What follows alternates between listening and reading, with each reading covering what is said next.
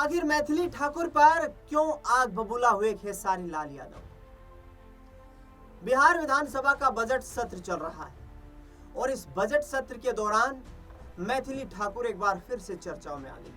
पिछली बार वो चर्चाओं में इसलिए आई थी क्योंकि उन्होंने अपनी सरकार की स्वास्थ्य संबंधी सुविधाएं और व्यवस्थाएं हैं उनको लेकर के सदन में सवाल खड़े कर दिए थे। लेकिन इस बार एक और नया विवाद है जो कि राजनीतिक विवाद है और इस राजनीतिक विवाद के बाद मैथिली ठाकुर पर भड़के हैं खेसारी लाल यादव।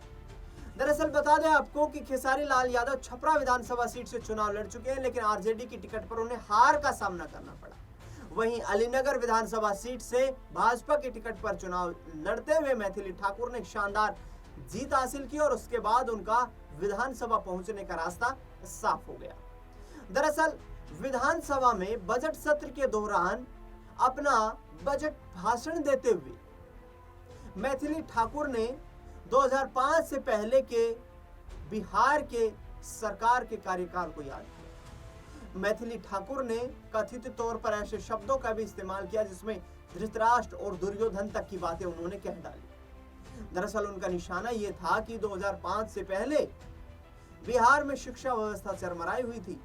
विपक्ष शिक्षा व्यवस्था को लेकर लगातार नीतीश कुमार सरकार पर निशाना साध रहा है, लेकिन मैथिली ठाकुर ने जिस तरीके से उस काल की जो यहाँ पर तुलना है वो 1990 के काल के बाद बिहार की राजनीति से की है, जिसको लेकर के खेसारी लाल यादव आग बबूला हो उठे और उन्होंने यहाँ तक कह दिया कि उन्हें ज्ञान की कमी है। मैथिली ठाकुर को ज्ञान की कमी है क्योंकि उन्हें कम उम्र में ही राजनीतिक उपलब्धि हासिल हो गई। दरअसल बता दें आपको कि मैथिली ठाकुर ने जो भाषण दिया था उसके बाद से चर्चा जोरों शोरों पर है। तेजस्वी यादव ने भी पलटवार किया और उन्होंने कहा कि जिन्होंने अभी एंट्री की है वो क्या जाने उस काल को जिस वक्त दलितों पर, पिछड़ों पर, दबे कुचलों पर अत्याचार बिहार में होता था और लालू प्रसाद यादव के राज ने सभी को समान अधिकार दिलवाने का काम किया, सामाजिक न्याय का काम किया, लेकिन इससे वो लोग नहीं समझेंगे जिनका उस वक्त तक राजनीति से कोई लेना देना ही नहीं था। तेजस्वी यादव के बाद अब यहाँ खेसारी लाल यादव का पलटवार सामने आया है। ऐसे में खेसारी लाल यादव ने यहाँ तक कह दिया है कि वो तेजस्वी यादव को अपना बड़ा भाई मानते। तेजस्वी यादव और लालू प्रसाद यादव के लिए इस तरीके का शब्दों का इस्तेमाल मैथिली ठाकुर की तरफ से नहीं किया जाना चाहिए था, ये खेसारी लाल यादव का कहना है। और अब खेसारी लाल यादव ये तक कहते हुए नजर आ रहे हैं कि लालू प्रसाद यादव मेरे पिता समान हैं और इस तरीके से मैं उनका अपमान सहन नहीं कर सकता। जो भी राजनीति करनी है वो अपने तरीके पर की जाए, लेकिन किसी के पिता तुल्य व्यक्ति के सम्मान को ठेस पहुंचाना कहीं से भी स्वीकार्य नहीं। मैथिली ठाकुर का वो बयान सुनवा देता हूं आपको जिसको लेकर के विधानसभा में बवाल खड़ा हो गया। चर्चा हो रही है तो मैं आपसे एक सवाल पूछना चाहती हूँ कि वो बिहार सभी को याद है। जब मैं उस समय को याद करती हूँ तो मुझे महाभारत के धृतराष्ट्र का हस्तिनापुर याद आता है, जो बहुत बड़े वरिष्ठ और बहुत ही अनुभवी नेता रहे, बहुत ही अनुभवी राजा रहे, लेकिन वो अंधे थे। और उससे भी बड़ी बात है कि वो देखना भी नहीं चाहते थे क्योंकि उन्हें हस्तिनापुर की चिंता नहीं बल्कि दुर्योधन की चिंता लगी रहती थी। जब इस धरती की बेटियां स्कूल जाने से डरती थी, जब सरकारी स्कूल के नाम पर सिर्फ टूटी फूटी दीवारें, जब शिक्षक वेतन के लिए दर बदर भटकते रहते थे, जब दोपहर का खाना नहीं मिलता था तो बच्चे भूखे पेट पढ़ने जाते थे और ज्यादातर तो जाते भी नहीं थे। जनता चिल्लाती रहती थी कि स्कूल में शिक्षक नहीं है तो कानों पे पट्टी।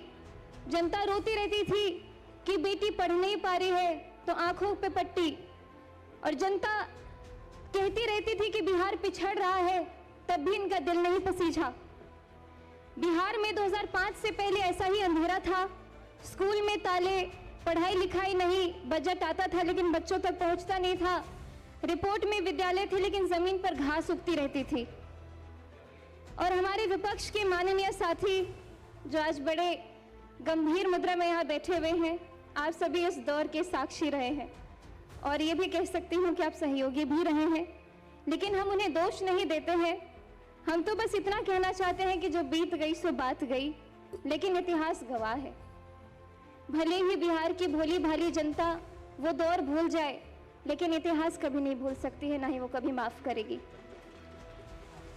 2005 में एक नवोदय हुआ, नया सूरज उगा। माननीय उपाध्यक्ष महोदय जी, 2005 में बिहार की जनता ने एक ऐतिहासिक फैसला किया और उस फैसले का नाम था नीतीश कुमार। महाभारत में जब युधिष्ठिर राजगद्दी पर बैठे तो उनके राज में धर्म की स्थापना हुई, न्याय आया और प्रजा सुखी हुई। ठीक उसी तरह जब नीतीश कुमार जी ने बिहार की बागडोर संभाली तो यहाँ सुशासन आया। जब मैं यहाँ इस विधानसभा में खड़ी हूँ तो मेरे मन में एक श्लोक गूंज रहा है, तमसो मां ज्योतिर्गमय, अर्थात अंधकार से मुझे प्रकाश की ओर ले चलो। यही बिहार रहा है, अंधकार से प्रकाश की ओर, भय से आत्मविश्वास की ओर, अपमान से सम्मान की ओर और जंगल राज से सुशासन की ओर। उपाध्यक्ष जी, नीतीश कुमार जी ने एक ऐसी योजना शुरू की जिसने पूरे देश को चौंका दिया, मुख्यमंत्री साइकिल योजना, जिसके बारे में सभी ने बात की है। और मैं खासकर इसीलिए बोलना चाहती हूँ कि मेरी आंखों देखी कहानी है। मेरे खुद के गांव में जहाँ स्कूल के नाम पे कोई बात ही नहीं होती थी और एकाएक साइकिल योजना जब शुरू हुई तो मेरे गांव के अड़ोस पड़ोस की सभी दीदियों ने स्कूल जाना शुरू कर दिया। विपक्ष के लोग तो इस योजना का मजाक भी उड़ाते थे, लेकिन आज वही योजना पूरे देश के लिए एक मॉडल है। सुनने में सरल लगती है, लेकिन इस साइकिल ने क्या किया ये जरा सोचिए। आपको वक्त देंगे इनके भाषण के बाद। बिहार के गांव में एक बाप था जो सोचता था कि बेटी को हम दूर दराज कैसे भेजे, स्कूल कैसे भेजे, रास्ता बहुत लंबा है, खतरा है, पैसे नहीं है। उस बाप की चिंता को नीतीश कुमार जी ने समझा और बेटी के हाथ में साइकिल थमा दी। और उस साइकिल पर पहियों ने सिर्फ सड़क नहीं नापी, उन्होंने लाखों बेटियों का भविष्य नापा। ड्रॉप आउट दर गिरी, नामांकन बढ़ा और बिहार की बेटी ने कहा हम भी पढ़ेंगे और हम भी आगे बढ़ेंगे। मैं भी उदाहरण स्वरूप बिहार के लोकतंत्र के सबसे बड़े मंदिर में आज आप सभी के बीच में खड़ी हूँ। अगर मैं 2005 को देख करके, ध्यान करके 2005 से पहले की बात करूं तो संभावना भी नहीं था कि मैं यहाँ पे खड़ी होती या फिर कोई ऐसी उम्मीद मेरे अंदर जगती। बालिका साक्षरता 33%, मतलब 3 में से 2 बच्चियां हमारी अनपढ़ रहा करती थी। टोका टोकी नहीं। उस दशकों की अव्यवस्था के कानून ने न जाने कितनों की जवानी छीन ली।